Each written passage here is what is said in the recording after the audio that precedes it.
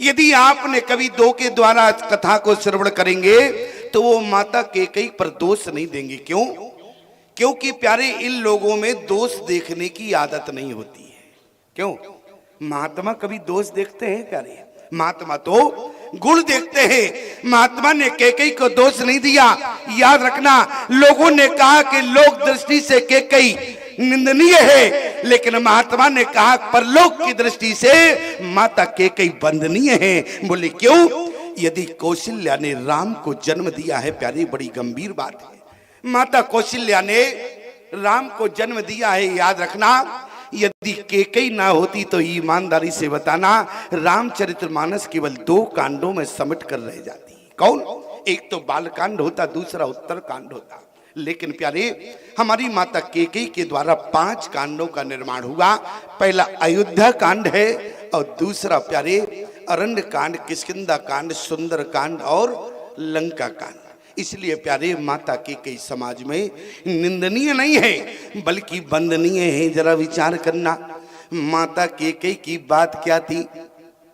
सुनो प्राण प्रिय अरि भावत जी का, और देहो एक बर भरत टीका। दूसर बर मांगो कर जोरी, पूर्वो नाथ मनोरथ मोरी। तपस वेश विशेष उदासी, 14 बरस राम वनवासी। कभी आपने विचार किया इन दोनों वरदानों के पीछे कोई ना कोई तो बात होगी प्यारी? बात क्या है? अरे मंत्रा ने कही कथा 100 सौत की, एक रात में 100 सौतों की कथा कैकेयी को सुनाई, लेकिन कैकेयी के ऊपर कोई परिवर्तन नहीं हुआ। लेकिन प्यारे इसके बाद जब मंत्रा ने कहा कि महारानी कैकेयी जरा विचार करो, अरे तुम्हारे पिता को तुम्हारे पति ने वचन दिया था, और जिस समय कैकेयी ने उस वचन को याद किया प्यारे, याद रखना आज माता कैकेयी ने कहा कि भले ही मुझे बेदबता लग जाए, लेकिन मैं अपने पति की कीर्ति को कलंकित नहीं होने दूंगी। वो वचन कौन सा है प्यारे? जिस समय मंत्रा ने कहा कि महारानी तुम्हारे पिता को क्या वचन दिया तुम्हारे पति ने, पूरी बात बताई। जिस समय प्यारी कैकेयी का स्वयंवर हुआ, और तो उस समय चक्रवर्ती सम्राट राजा दशरथ भी कैकेयी के स्वयंवर में गए। और जिस समय कैकेयी के स्वयंवर में गए, राजा दशरथ को शिकार करने का बहुत शौक है, और उसी समय प्यारी शिकार कर रहे थे, और महारानी कैकेयी जो है गौरा पूजन को जा रही थी। और उसी समय प्यारी क्या हुआ? बोले राजा दशरथ ने हिरण हिरनी के ऊपर एक बाण छोड़ा। महारानी कैकेयी ने देखा कि हमारे राज्य में कौन है ऐसा। महारानी कैकेयी ने भी प्यारे एक बाण छोड़ा। महारानी कैकेयी धनुर्विद्या में निपुण है प्यारे। और आज जब महारानी कैकेयी ने बाण छोड़ा तो दशरथ के बाण के 2 टुकड़े हो गए।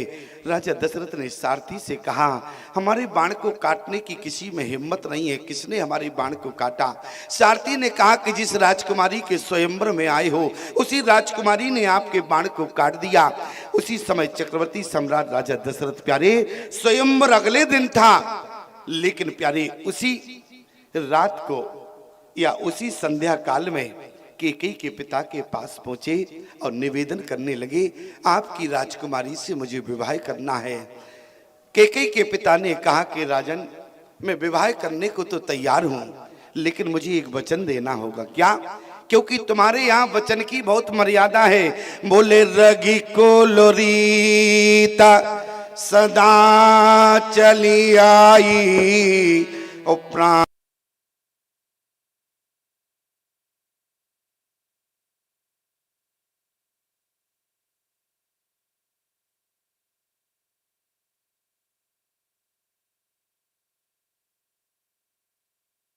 से जो संतान होगी वो अयोध्या के सिंहासन पर बैठेगी। इतना वचन राजा दशरथ ने कैकेयी के पिता को दिया। तो पहला वचन था, तो पहला वचन के बदले वरदान क्या हुआ? बोले सुनो प्राण प्रिय अरि भावत जी का, और देहो एक बर भरत टीका। भरत को प्यारे अयोध्या का राज्य मिले, ऐसा माता कैकेयी ने पहला वरदान मांगा। अच्छा, दूसरा वरदान क्या है? क्योंकि दूसरा वचन है, राजा दशरथ ने दूसरा वचन किसको दिया, जरा विचार करना। राजा दशरथ ने दूसरा वचन किसको दिया प्यारे? जिस समय पुत्रेष्ट यज्ञ हुआ, और जब पुत्रेष्ट यज्ञ हो रहा था प्यारे, जैसे मान लो कि आपके गांव में यज्ञ है, रुद्र महायज्ञ, तो मानो कि आपने अपने सभी मित्रों को भी फोन किया होगा, भैया हमारे यहाँ अच्छी कथा हो रही है, सबको आना है, सबने अपने रिश्तेदारों को बुलाया। इसी प्रकार से राजा दशरथ ने भी प्यारे अपने सारे मित्रों को और सारे रिश्तेदारों को भी बुलाया था पुत्रेष्ट यज्ञ में। और उसी समय वशिष्ठ के बताए हुए अनुसार बोले, अर्ध भाग्य कौशल्य दीना, आधा भाग माता कौशल्या को देने लगे प्यारे। और जैसी कौशल्या को भाग दे रहे थे प्यारे, उसी समय दशरथ की दृष्टि प्यारे अपने मित्र जटायु के ऊपर चली गई। राजा दशरथ ने जटायु को देखा। याद रखना प्यारे, जटायु के जीवन में कोई संतान नहीं थी, संतान तो दशरथ के जीवन में भी नहीं थी, संतान जटायु के नहीं थी प्यारे। आज मानो कि दशरथ ने देखा, दशरथ ने कहा कि मैं भी निसंतान हूं और हमारे मित्र के जीवन में भी कोई संतान नहीं है। याद रखना सिद्धांत क्या कहता है, बोले जे न मित्र दुख अरे होवे दुखारी, और ते नहीं बिलोकत पातक भारी, निज दुख गिरि सम रज कर जाना, मित्र के दुख रजो मेरु समाना। जो अपने दुख को भूल जाए प्यारे, मित्र का दुख याद आ जाए, इसी का नाम मित्रता है। याद रखना प्यारे, लेकिन आज समाज में सच्चा मित्र नहीं है। क्यों?